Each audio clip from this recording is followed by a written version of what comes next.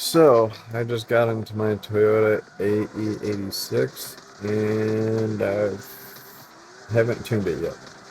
So, when I drift, I keep on spinning out. I keep on having trouble spinning out. Always change your tires, but most of your spinning out is going to have to do with your suspension tunes. So, let's go to the garage and see what we could do about that. I haven't touched this car's suspension at all. I think it was a street pass car that I got, and it came with a lot of suspension parts already on it. So let's go see what we got. I know I had an extra motor laying around from, was it the Toyota Crown or whatever? So, yeah, see? So I stuck the 4.0 in here, I think. 4.0 V8.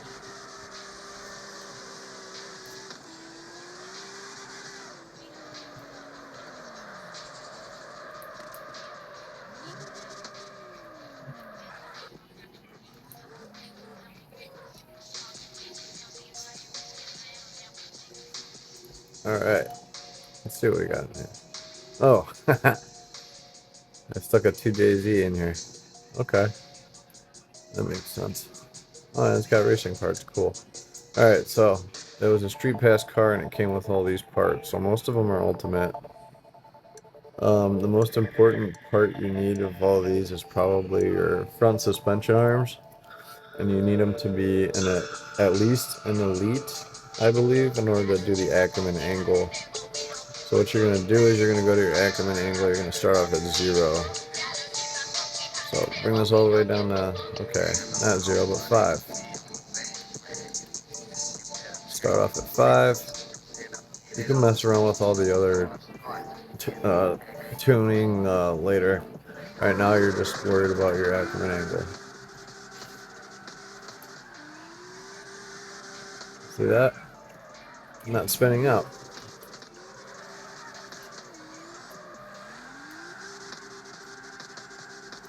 Not spinning out.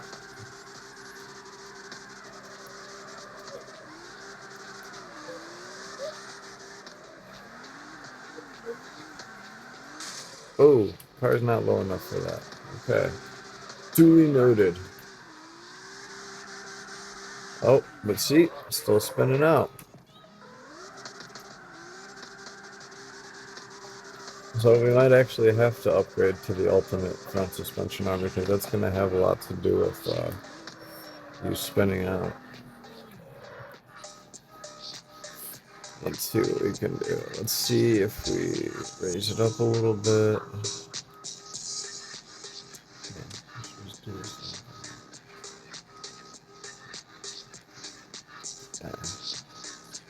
I'll raise it up to 14. See what that does.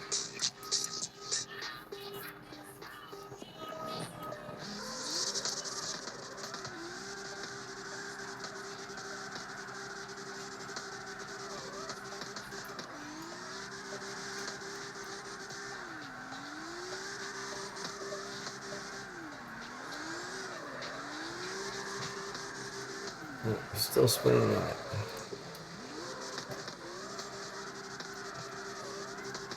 No, this might have to be the lowest setting you could do on the Ackerman angle, which is alright because you're not really spinning out a lot.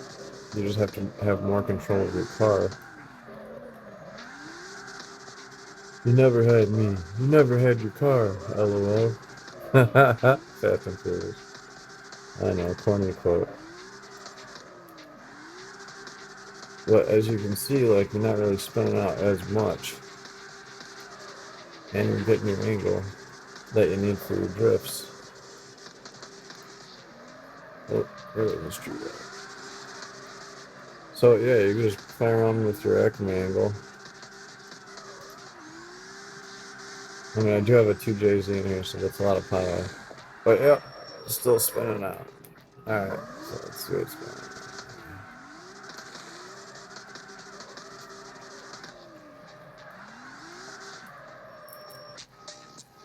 Alright.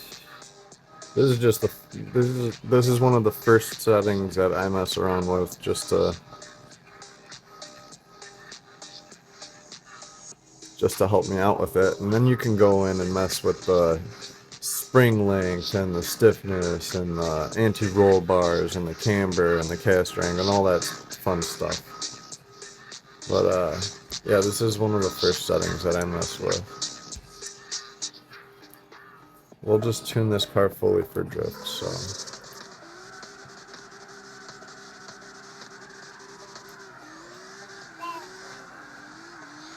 Yeah, so it's the lower, the more control you have. So we're going to want the lowest setting that we had on there, which is the 5. So let's go back in here. Now, if you upgrade your, well, this is if you can get it. I mean, I know it costs gold or whatever, gold tokens. So, I mean, in order to upgrade this, you would have to spend 44 gold tokens. But if you don't have that, and you want to... Sorry, that's my son. Okay, so we're going to do that. You always want the steering angle to be as much as you can get it. I know it's going to cost gold, but let's see, camber, we're going to do negative 7.3. If you press the number, you can actually, if you press the number, you can actually type in. Alright. It's hard to do this on the phone. We're going to do 7.3 is usually what I start off with. Apply that. You don't need that much camber in the rear, actually.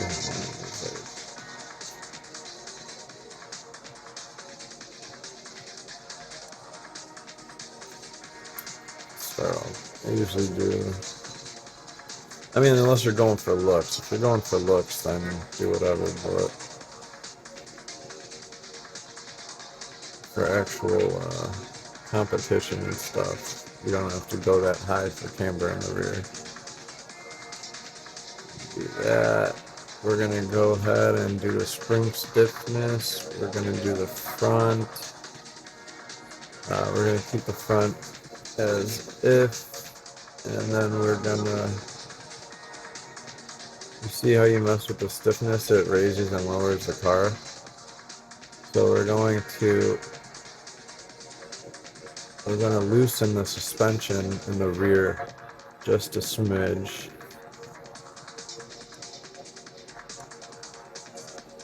And then we are going to caster angle. Let's go ahead and do 7.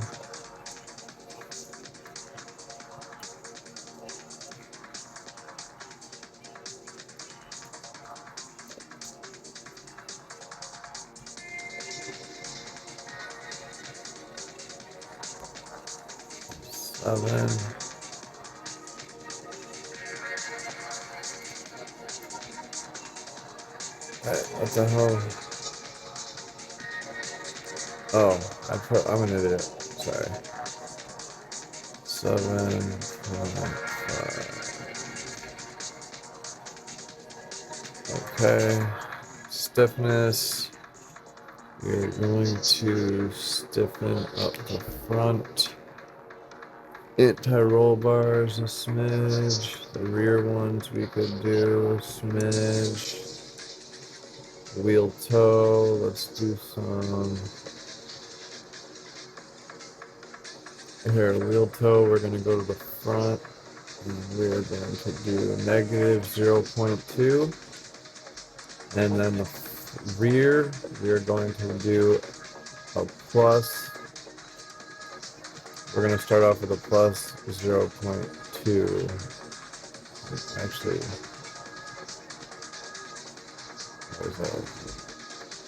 we'll just try out the plus 0.5. So you got negative in the front for the wheel toe, and you want positive in the rear. This is going to counteract the steering. So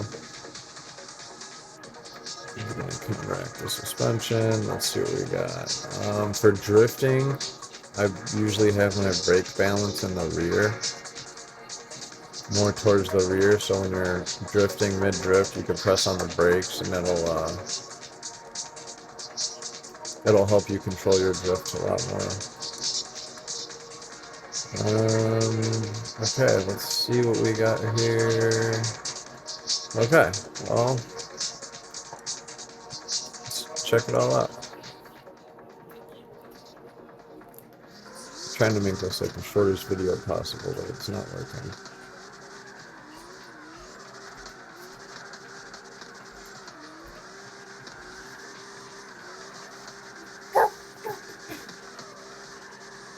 See that? So adjusting the wheel toe actually helped out a lot. Having the negative in the front and then the positive in the rear.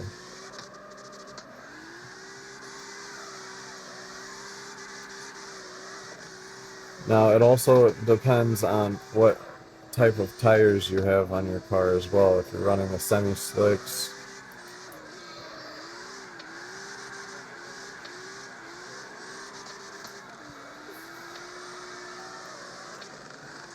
so the tire compound also helps out with your drifting as well.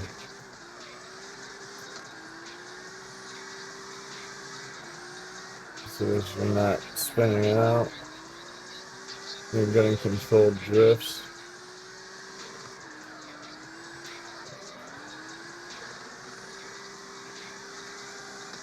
Now here's going to be a test because this one's a little...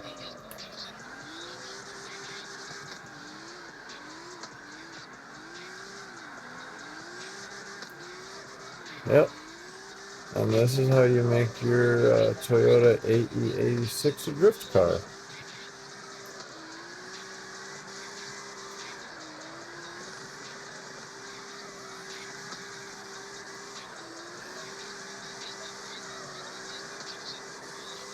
Alright, we'll do another lap around and then we'll go finish off, do some fine tuning in the suspension.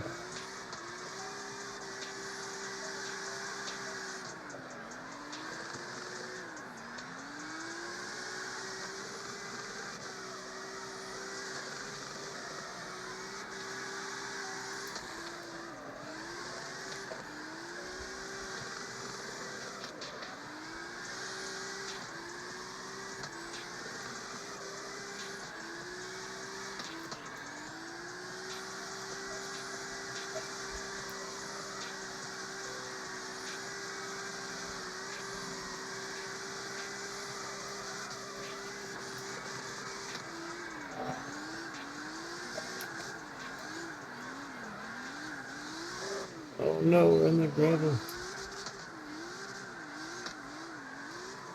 So yeah, these are just the first settings that I tune in the suspension if I'm tuning a drift car.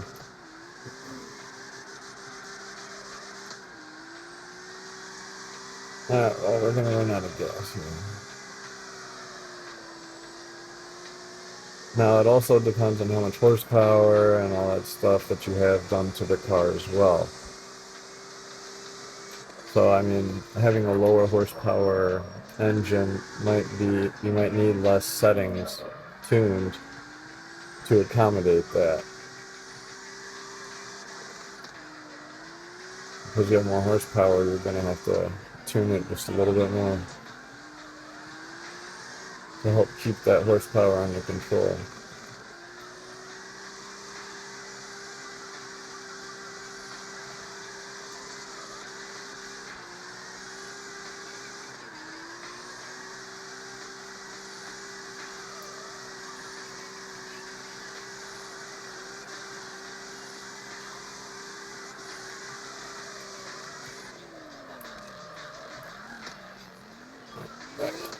Alright, well, let's go get some gas and then I'll show you some fine tuning of the suspension and then that'll be the end of the video.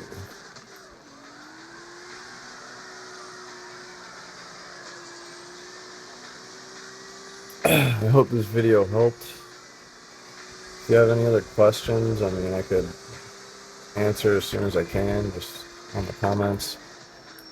Out of gas. There we go. We ran it dry. Now we gotta putt all the way to the gas station.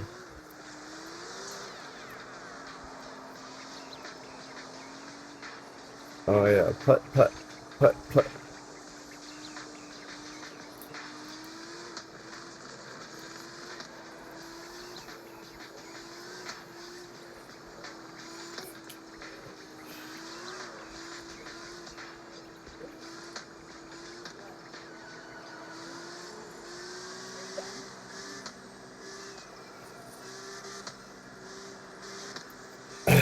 Okay. Good job, buddy. So, alright, we're at the gas station. Let's go ahead and fill the tank. I usually use premium, but I just filled it with the regular, so whatever. Alright, let's go do some fine tuning. Well, like I said, the tire compound has a lot to do with it as well. Like, I'm using the Street Plus. Depending on the horsepower of the car and everything, go down the street and it'll be more slippery. But the more grippier the tires, I find the more grippier the tires you can do, the more control you have over the drifts. I just wish you could do it like in Drift Racing 3, where you could switch the front tire compound with the rear tire compound.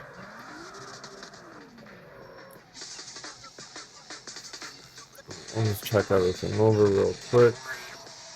But yeah, upgrade this to Ultimate if you can, but if you can't, then it is what it is.